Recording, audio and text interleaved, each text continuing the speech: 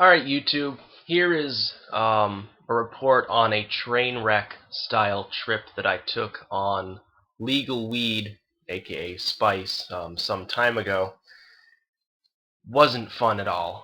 I know that in previous times I had formerly recognized spice as a legitimate substitute for marijuana, but indeed that is, in fact, not the case. I smoked so much spice. I was smoking actually the pure JWH powder, the actual research chemical, the purified granular substance in a pipe. I probably smoked more spice in one sitting than any other human being on earth has ever done. Probably a higher dose than any other human being has ever achieved, and it was terrible. I know people have reported for some time now. It doesn't matter whether it's JWH-018, which is the primary chemical used in most spice, or any of the analogs. Some of the analogs are weaker, and some of them have a slightly different chemical system, but they're all essentially the same family of full agonists of the THC receptor.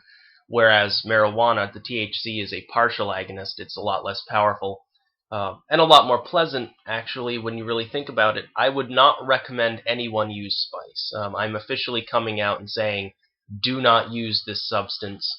It's not a good idea. For one thing, I had always used herbal substances before. I had always used natural entheogens, and I never really had any problems with them. I would have occasional bad parts to my trip, but these would pass, and the trip overall would be intensely pleasurable. But with spice, that's not the case. I started using the JWH, and I felt like I was in a daze for weeks. It really just wasn't pleasant. You could tell by the way you felt that it wasn't healthy. It was sort of more addictive too than marijuana. Certainly, you started to miss the substance as you withdrew from it, and the withdrawal included some depression. So I would say this substance is probably significantly more addictive than marijuana, certainly, and probably more addictive than most of the substances I've used. But let me go through the details of the actual bad trip, because I think it would be beneficial if people knew just how dangerous this substance could be. And this isn't just an isolated case. I know somebody personally who took one hit and had seizures and dissociation. It depends on the person. It depends on their use of other drugs. It depends on their biochemistry, their own biological makeup. It depends on probably their size and their weight. But this substance isn't healthy at all, and really nobody should be using it. It's a sad testament to the American system of drug enforcement that marijuana is not legal, and that people have to use stuff like this, just like that ivory mist bullshit that people are snorting now. What's the point? It's not safe.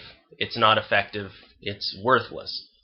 And this chemical, unfortunately, the ban has been. I'm not sure exactly what they did, but the ban has been. They're holding on to it and not banning it completely yet. So JWH is now back on the market, which I think is bullshit. But basically, what happened is I smoked a lot of it, and I went into the shower because I wanted to take a shower. And in the shower, I just completely dissociated from reality. I started having seizures and convulsions, and in my mind, I honestly thought I had died. I really thought I was dead, and so that freaked me out quite a bit. All I can remember is all of existence compressed into one molecule, and it seemed like I had stopped existing and gone into some nether region of the universe where things just didn't make any sense. I could hear nothing but screaming, and it was insane. It was literally like being insane. I couldn't see anything, although I might have had my eyes closed, and when I did have them open, everything was moving so quickly I couldn't tell what the hell was going on.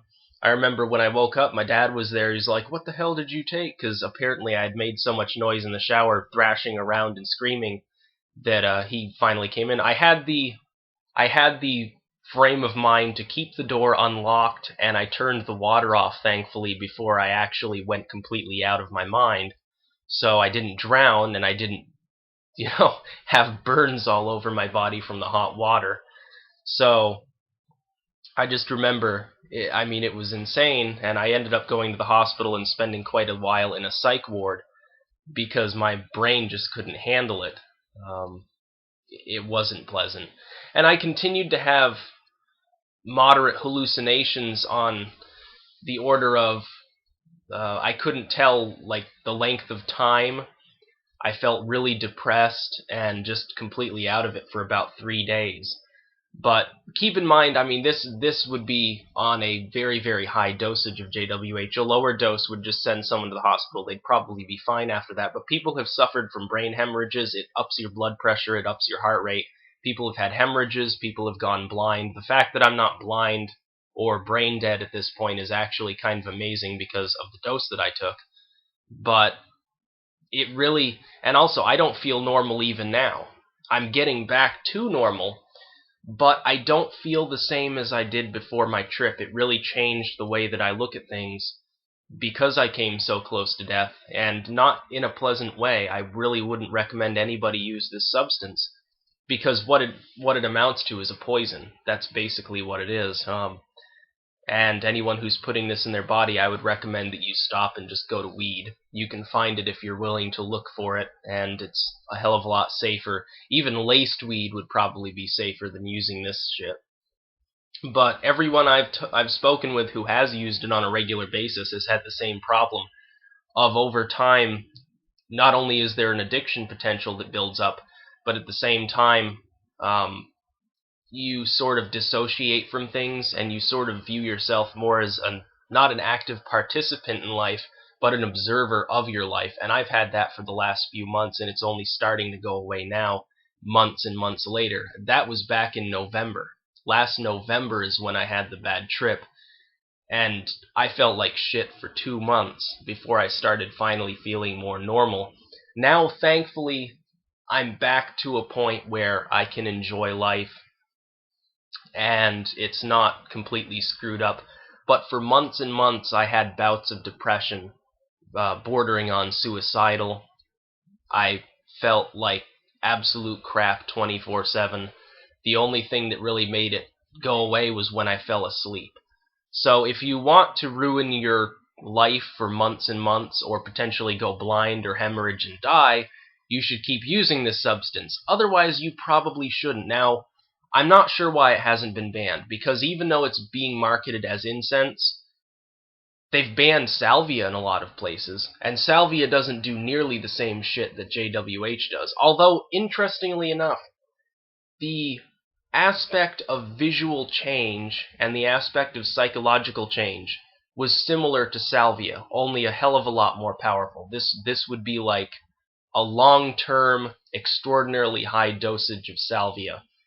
It is not the sort of thing people should be taking. And I learned that lesson the hard way. Now, I don't use entheogens anymore because I'm afraid that if I use anything, it's going to push me over the edge again. You can see my problem. I want to be spiritually connected to entheogens, and I can no longer really do that because of that one extraordinarily bad trip. And it could be years and years before I feel completely normal again. If I ever even do feel completely normal again. I still don't feel normal now. So, just please trust me on this one. The people who are connected with me on YouTube know I've got a lot of experience with entheogens. I've done a lot of entheogens, and most of the time, even though I can't directly recommend them because it's illegal, I've said, for me, they were enjoyable. For me, they were enlightening. This substance is neither. It's not fun like weed. The trip, also, if you haven't tried it, the trip, it's similar in a visual way to weed. It'll give you the same kaleidoscopic patterns. It'll give you a sort of euphoria, but it's a sick euphoria. It's almost like being poisoned. It's not the same as marijuana where you just feel relaxed and good. It's more of you're being forced to laugh, you're being forced to be euphoric against your will, and it's really unpleasant. And even though it's a substitute for weed, in the short term, if you really have no other choice, if you've gotten to that point where you're willing to put this in your body instead, you shouldn't be using weed either, because you're obviously completely fucking addicted to it. People shouldn't be using entheogens out of a need to do them. They should be using them out of a desire to do them, and that's always what I've stressed before. And it was wrong of me to use the substance in the first place. I should have known better, for one thing. I should have looked into it more, into the negative aspects of it more. But really, they call it legal weed. It's nothing like weed other than superficially.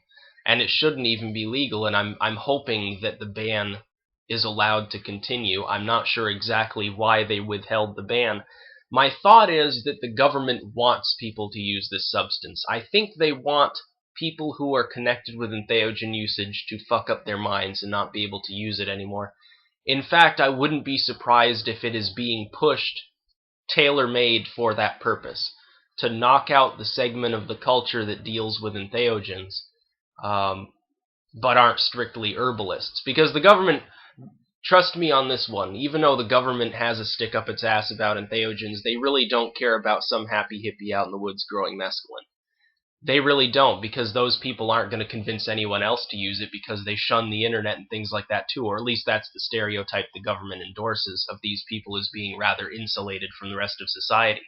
But people who are willing to try something like spice are a different order of magnitude on the herbalist scale, and I think they want the more technologically connected entheogen users who have insight to offer, people like myself. I think they want us knocked out of society, or at least knocked out of the entheogenic culture. And I think they're allowing JWH and Ivory Mist and all these other supposedly substitutes for various entheogens to continue because they want people to get fucked over. But ultimately, definitely not recommended to use legal weed, aka spice, or whatever else you want to call it. None of the brands are safe. They have some that are, oh, well, we don't use JWH, we use other chemicals. Well, they're all the same class. It might not be JWH, it might be, I think it's RCB or something like that. It's the same agonist. And nobody should be using that stuff. Just use marijuana. Depending on what state you're in, it might not even really be illegal to do that. And it's not going to fuck you up. It's just going to make you feel good. Unlike spice, which will make you feel miserable for potentially months and months if you overdose. And it happens more often, I think, than they're willing to let on. I think that it is vastly underreported. I think a lot of people certainly have died using this substance. Again, if you're willing to go to those lengths to get high, you probably shouldn't be getting high in the first place. You really should put it down and re-examine your life. Whereas somebody who's just dropping acid occasionally isn't going to fuck themselves up most likely because they're using a substance which, for all intents and purposes, is safe for human consumption, certainly compared to the research chemicals that for some reason aren't illegal yet. And it's sold with the obvious intent that it's going to be consumed by humans. It is obvious that the manufacturers of this so-called incense mean for it to be consumed in a manner of being... The fact that it can be consumed without making you vomit up your guts shows that. Although I vomited up my guts when I was overdosing. But really, when you think about it, it's obviously for human consumption. And it shouldn't be. It shouldn't be allowed to be marketed. It's not an incense product. Everybody knows it's not an incense product, and nobody uses it as an incense product. If more than 50% of the people using a product are using it in a manner inconsistent with the actual purpose stated on the package, it shouldn't be sold. And really, research chemicals that are entheogenically active shouldn't be on the market for the mass public to consume in the first place, nor should they be additives in any commercial product. There are plenty of herbal things that people can use to awaken themselves spiritually without turning to chemicals, and I think it's ridiculous that people would. So I got sort of knocked out of the entheogenic culture by it, and unless you want that to happen to you, you probably should stay away from this substance. It's really not safe, And I see one thing that disturbs me is various people who are associated with manufacturing spice are constantly pushing their products on my videos about it. Don't do that anymore. Really don't want you to do that. I'm going to delete your comments and I'm going to call you an asshole for making a product that you know is potentially going to make people sick. You won't see many of those people smoking their own products. That's the key there. It's like looking at the tobacco executives and saying, do they smoke their own cigarettes? Probably not. Um, you know, that's how you can tell that it's not a product you should really be buying. So don't use legal weed. Really not a good idea. You could have a train wreck trip like you wouldn't believe and think you turned into water, which is what I thought had happened to me.